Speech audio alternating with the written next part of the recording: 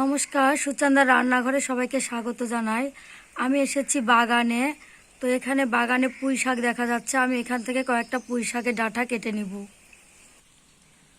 বাজারের কিছু কেনা পুঁই শাক আছে, তাই আমি দুটো পুঁই শাকের ডাঁটা কেটে নিলাম। আমি এখন পুঁই শাকের ডাঁটাগুলো এভাবে কেটে নিব।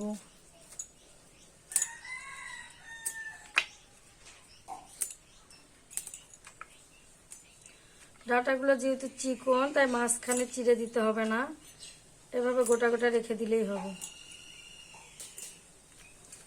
এটা একদম নিরামিষ হবে, কোনো রকম পেঁয়াজ রসুন অ্যাড করব না।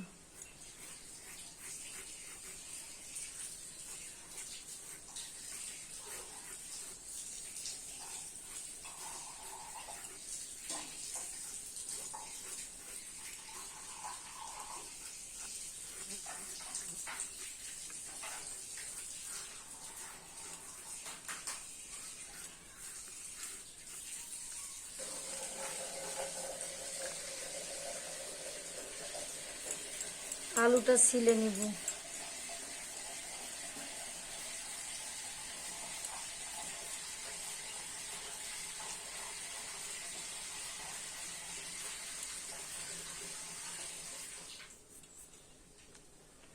আলুটা এভাবে চাক চাক করে কেটে নিয়ে তারপরে মাছ বরাবর এভাবে ঝুরি করে নিব।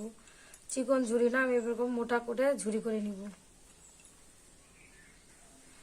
টাটকা পুঁই শাকগুলো দেখতে পাচ্ছেন, ওগুলো আমাদের গাছের। আর যে বাকি ডাঁটাগুলো দেখতে পাচ্ছেন, ওগুলো ফ্রিজে কেটে রাখা ছিল। এখন আমি সবজিগুলো সব ধুয়ে পরিষ্কার করে নিব। আমি কেটে রাখা সবজিগুলো সব ধুয়ে পরিষ্কার করে নিয়েছি। তো চলুন মূল রেসিপিতে যাওয়া যাক। এই রান্নাটা আমি সরিষার তেলে করে নিব, তাই সরিষার তেল দিয়ে দিলাম। তেল গরম হয়েছে, 5 ফোড়ন,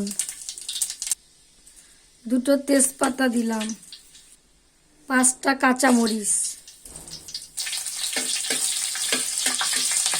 5 ফোড়নের খুব সুন্দর একটা ঘ্রাণ এসেছে। এখন আমি সবজিগুলো দিয়ে দিব।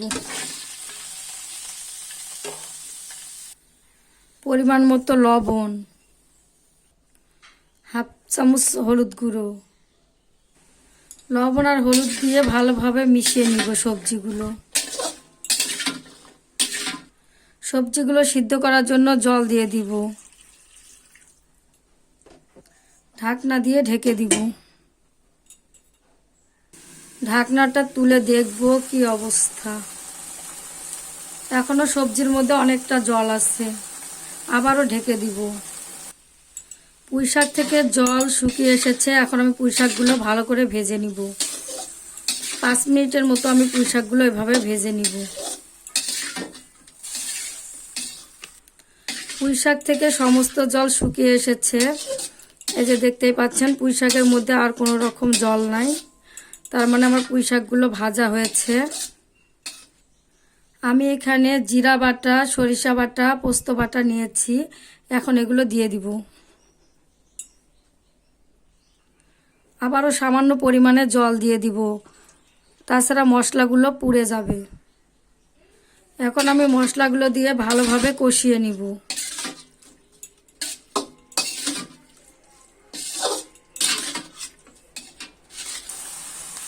পুঁই শাকগুলো আমার ভালোভাবে কষানো হয়েছে।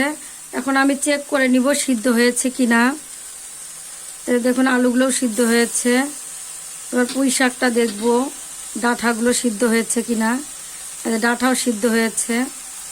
আমি জলটা আর একটু শুকিয়ে নিব। পুঁই শাকের চচ্চড়িটা আমার হয়ে গেছে। এখন আমি নামিয়ে নিব। এই চচ্চড়িটা এরকম শুকনো শুকনো হবে। আপনাদের বাড়িতে যেদিন মাছের ঝোল অথবা ডাল থাকবে, এরকমভাবে চচ্চড়ি রান্না করবেন, খেতে খুবই ভালো লাগবে। আমাদের বাড়ির সবাই এই চচ্চড়িটা খেতে খুবই পছন্দ করে।